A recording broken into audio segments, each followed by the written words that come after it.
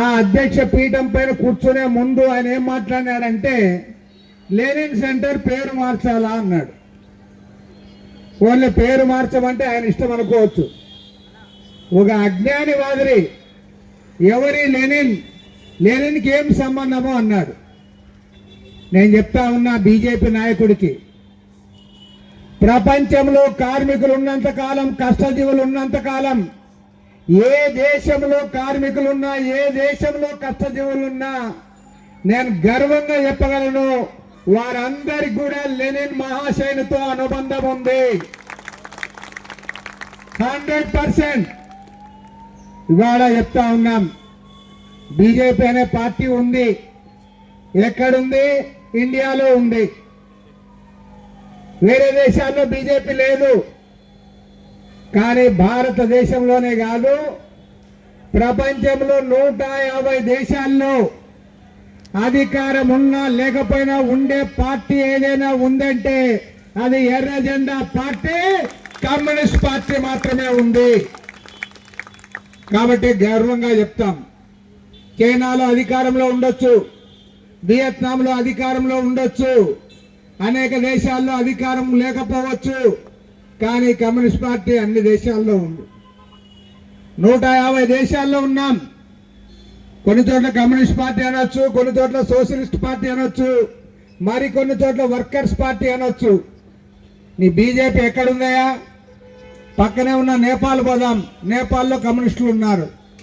శ్రీలంకలో communist party ఉంది, పాకిస్తాన్లో కమ్యూనిస్ట్ పార్టీ ఉంది, బంగ్లాదేశ్లో కమ్యూనిస్ట్ పార్టీ ఉంది, అమెరికాలో కమ్యూనిస్ట్ పార్టీ ఉంది, రష్యాలో కమ్యూనిస్ట్ పార్టీ ఉంది, వియత్నాంలో కమ్యూనిస్ట్ పార్టీ ఉంది. మా పార్టీ ఎక్కడ పోయినా ఉంటుంది. ఇవాళ అలాంటి లెనిన్ మహాశయుడిని లెనిన్ ఎక్కడ ఏం సంబంధం అంటావా? కొద్దిగా చరిత్ర తెలుసుకో. ఒక అజ్ఞాని మాదిరి మాట్లాడొద్దు. ఇవాళ విజయవాడ నగరంలో లెనిన్ సెంటర్ అంటే ఇప్పుడు కాదు, దశాబ్దాలుగా ప్రఖ్యాతిగాంచిన లెనిన్ సెంటర్ ఇది. కాబట్టి చెప్తా ఉన్నాం, వాళ్ళు గర్వంగా చెప్తాం. కొంతమంది అంటూ ఉంటారు 100 సంవత్సరాల చరిత్ర భారత కమ్యూనిస్ట్ పార్టీ అంటారు, శతాబ్ది ఉత్సవాలు కూడా జరుపుకుంటా ఉన్నారు. మరి మీ పార్టీ అధికారంలోకి రాలేదు కదా? నిజమే, ఇండియాలో మేము అధికారంలోకి రాలా. ఎప్పుడో సమయం మేము చెప్పకపోవచ్చు, కానీ ఒకటి మాత్రం చెప్తా, అధికారం ఉన్నా లేకపోయినా కోట్లాది మంది కష్టజీవుల తరఫున పోరాడే జెండా అది ఎర్ర జెండానే, అది కమ్యూనిస్ట్ పార్టీ. నేను సగర్వంగా చెప్తా. మన జూలై 9వ తేదీ నాడు మా పార్టీకి అధికారం లేదు. మా సోదర పార్టీ మార్క్సిస్ట్ పార్టీ ఇంకా ఇతర కమ్యూనిస్టులకు మాకు అధికారం లేదు.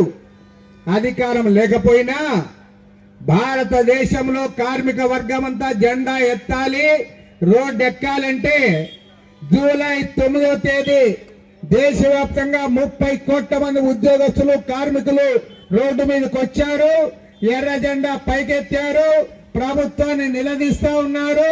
రాబోయే రోజుల్లో మరిన్ని పోరాటాలకు సమాయత్తమవుతా ఉన్నారు.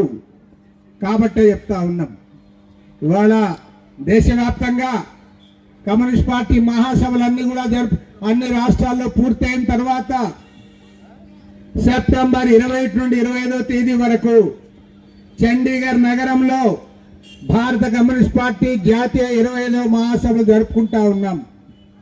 ఈ